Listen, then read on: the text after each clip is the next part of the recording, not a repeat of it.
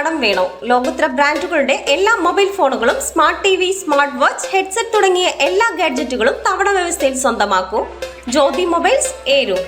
മലയോര മേഖലയിൽ മഴ ശക്തമാവുകയാണ്. മഴയോടൊപ്പം കാറ്റുകൂടി ആഞ്ഞു വീശിയതോടെ മഴക്കെടുതിയും വ്യാപകമായിരിക്കുകയാണ്. ഏരൂരിൽ മരം വീണ 2 വീടുകൾ തകർന്നു.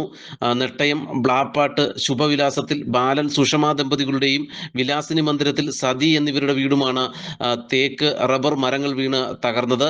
വീടുകളുടെ മേൽക്കൂര പൂർണ്ണമായും തകർന്നിട്ടുണ്ട്. ഭിത്തികൾക്കും കാര്യമായ കേടുപാടുകൾ സംഭവിച്ചിട്ടുണ്ട്.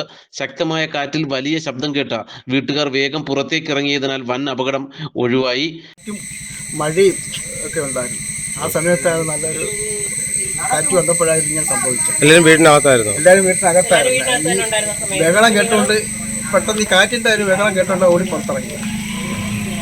ഇതുപോലെ അപ്പുറത്തെ വീട്ടിലും സംഭവിച്ചാൽ അവിടെ ഈ തേക്കിൻ്റെ മണ്ട ഒടിഞ്ഞ് പിന്നെ റബ്ബറിൻ്റെ മണ്ട വീണിട്ട് ആ റബ്ബറിൻ്റെ മണ്ടയാണ് വീട്ടിൽ വീണ. ഓടും അതെല്ലാം തകർന്ന് 3-4 റൂമിൽ ചോർച്ചയും കാര്യങ്ങളൊക്കെ ഉണ്ട്.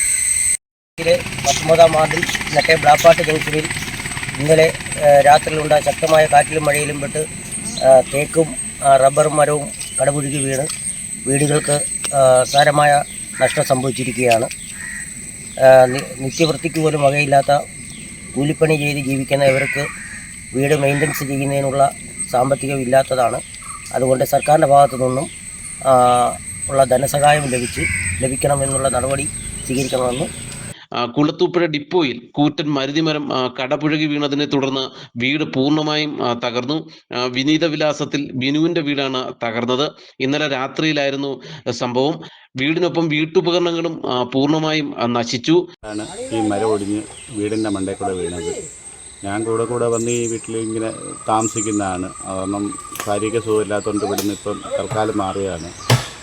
അങ്ങനെ മൂടൊക്കെ പോയിരിക്കുന്നുകൊണ്ടാണ് ഞാൻ ഈ വീട്ടിൽ നിന്ന് തൽക്കാലം മാറി നിന്നത്. എന്നാലും തലേ ദിവസവും ഞാൻ ഇവിടെ വന്നു ഒരു 1-2 മണിക്കൂർ ഇരുന്നത്. ഈ ഭയങ്കര കാറ്റൊക്കെ കൊണ്ടാണ് ഞാൻ ഇതിൻ്റെ ഒരു അല്പം മുന്നാണ് ഇവിടെ നിന്ന് അങ്ങോട്ട് മാറിയത്. അന്നേരമാണ് ഈ മരം വീണെന്ന് സുഹൃത്ത് വിളിച്ച് പറഞ്ഞത്. അങ്ങനെ അത് എല്ലാം വീടിൻ്റെ മണ്ടയെല്ലാം വീണ് എല്ലാ സാധനം എല്ലാം നഷ്ടപ്പെട്ടു പോയി. ചുഴലിക്കാറ്റിൽ ഡിപ്പോയിൽ റോഡ് ഗതാഗതം മൊത്തം മുടങ്ങി. ഒരു വീട് മൊത്തം തകർന്ന്, ഇലക്ട്രിസിറ്റിയുടെ മൊത്തം തകർന്ന്, വാട്ടർ ടാങ്കിൻ്റെ ലൈൻ മൊത്തം പോയി, ഹെവി ലൈൻ പോയി, എല്ലാ ലൈനും പോയി. ഇവിടെ മൊത്തം നാശനഷ്ടങ്ങൾ ഒരുപാട് സംഭവിച്ച് ആളപായങ്ങളൊന്നുമില്ല. ഇവിടെ ഒരു റോഡ് മാർഗ്ഗമെല്ലാം ബ്ലോക്കായി കിടക്കുക. റോഡിലോട്ട് പോകാനും വരാനൊന്നും പൊക്കൂല. ആകെ പ്രശ്നം തന്നെ. ഈ ഏരിയ മൊത്തവും കുളത്തൂപ്പുഴ ഏരിയയിൽ ഏറ്റവും കൂടുതൽ നാശനഷ്ടം വിധിച്ചത് ഡിപ്പോ ഏരിയയിലാണ്. ശക്തമായ കാറ്റിൽ നിരവധി മരങ്ങൾ ഒടിഞ്ഞു വീണിട്ടുണ്ട്. മരം വീണതിനെ തുടർന്ന് പാതയിലെ ഗതാഗതവും മുടങ്ങിയിരുന്നു.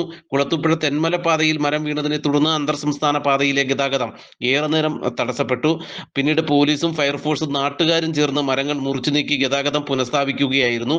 അതേസമയം മരങ്ങൾ വീണതിനെ തുടർന്ന് നിരവധി വൈദ്യുതി പോസ്റ്റുകളും ലൈനുകളും തകർന്നിട്ടുണ്ട്. ഇതേ തുടർന്ന് കഴിഞ്ഞ 2 ദിവസമായി കുളത്തൂപ്പുഴയിൽ വൈദ്യുതി ബന്ധം താറുമാറായിരിക്കുകയാണ്. തടസ്സപ്പെട്ട വൈദ്യുതി ബന്ധം പൂർണ്ണമായും പുനഃസ്ഥാപിക്കാൻ ഇനിയും KSEB അധികൃതർക്ക് കഴിഞ്ഞിട്ടില്ല. ഇത് നാട്ടുകാർക്കിടയിൽ വലിയ പ്രതിഷേധങ്ങൾക്ക് വഴിവെച്ചിരിക്കുകയാണ്. ഇന്നലെ വൈകിട്ട് അഞ്ചൽ കരുകോൺ പാതയിൽ ആലപ്പൻ ക്ഷേത്രത്തിന് സമീപം സ്വകാര്യ വ്യക്തിയുടെ പുരയിടത്തിൽ നിന്ന് കൂറ്റൻ തേക്കുമരം വീണ് പാതയിൽ ഗതാഗതം മുടങ്ങിയിരുന്നു. വൈദ്യുതി പോസ്റ്റിനും ലൈനുകൾക്കും തകരാർ സംഭവിച്ചതോടെ വൈദ്യുതി ബന്ധവും തടസ്സപ്പെട്ടു.